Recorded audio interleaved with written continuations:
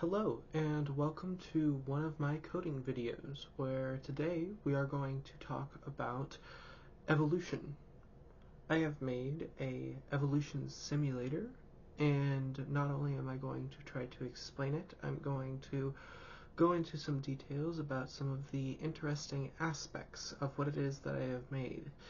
If you want to go and check it out, run it for yourself, or make tweaks to it, there is a link to my GitHub in the video description, and let's go.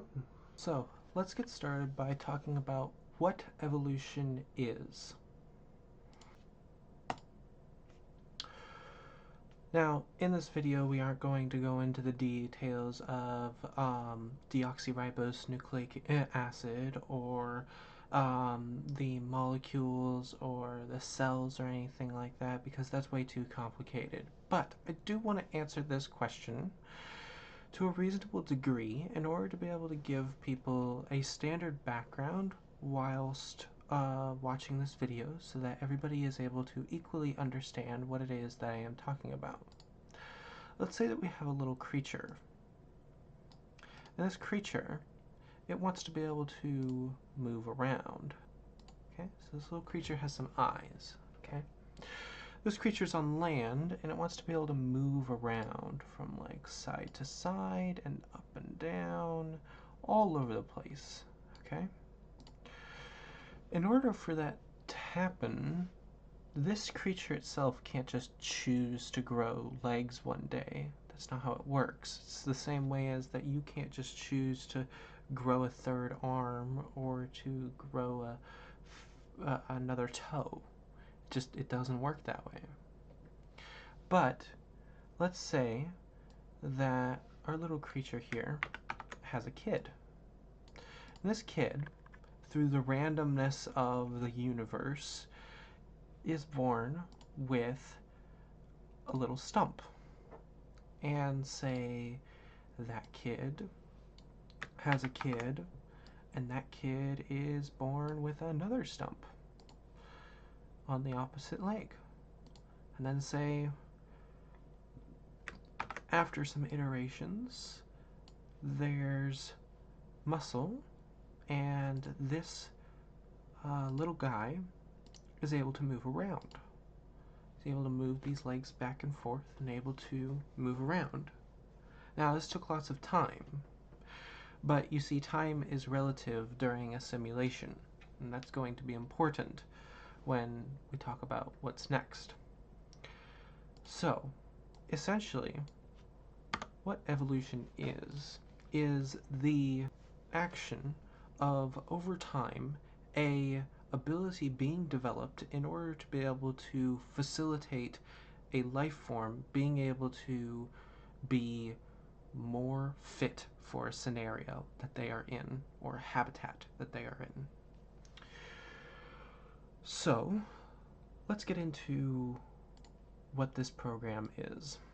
On this program, we have a grid that is made up of squares. In order to be able to understand any of this, we have to first understand the basic rules. Now, the rules of the simulation are simple. There are berries, and we're going to show berries as purple. And there are mites, which we are going to show as green. Okay? Just for those who want to be able to keep track, we'll put some circles over here so that people can... So we have mites and berries. Now, the mites need to eat the berries, okay, in order to be able to live, okay? So let's say that we theoretically have some mites on our screen. Say we have one here, and we have one here, okay? And let's say that we have some berries. If, by random chance, a berry were to spawn next to a mite, such as like this, then that mite is able to eat that berry. Now, by eating one berry, a mite is able to sustain living for an extra day. Okay? By not eating any berries, the mites will start to starve, and they will lose 10 health per day, which is important, so remember that for later on.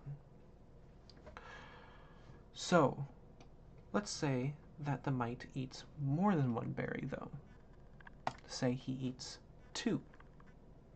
If the mite eats more than one berry, he has food, and he has some left over, which means that during the reproduction phase of the day, that mite could reproduce, creating another mite, which is its offspring. Now, first thing is that this mite has now created an offspring, okay?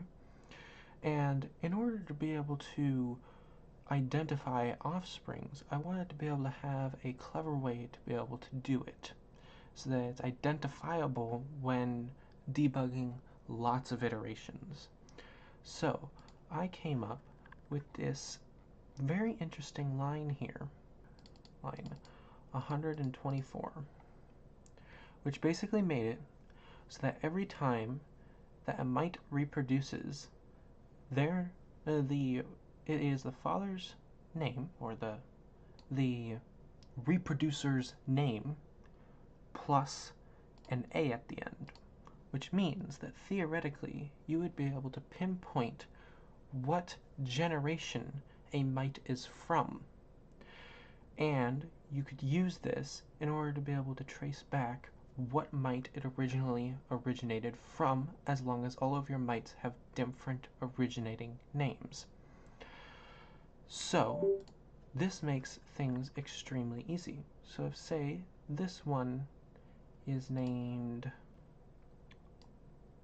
and then this one would be named Calvin A. Okay? And if, say, this one were to reproduce, it would be Calvin AA, which is pretty interesting. So, the thing with berries, though, is that they also want to reproduce, because if they don't, they'll just die out. They don't want to as though they have a consciousness, though. They need to, okay? So, for the berries, essentially, if they grow a certain amount of days, they can reproduce another berry around them in any square, say here, okay? But after a certain amount of days, that is larger than the certain amount of days for reproducing, they will die out, which sort of gives this effect of the berries moving across the screen, except they aren't, because they follow the same code that the mites take, where in their code they get a random number added to the end of their name, which essentially makes it so that if you can pinpoint the name, then you can pinpoint how many iterations it has gone through, or how many generations it is, dependent on how many digits it has and what the first digit is. So if it's 3, 4, 9, then you would know that it is 3 generations in, and that the first berry was named 3.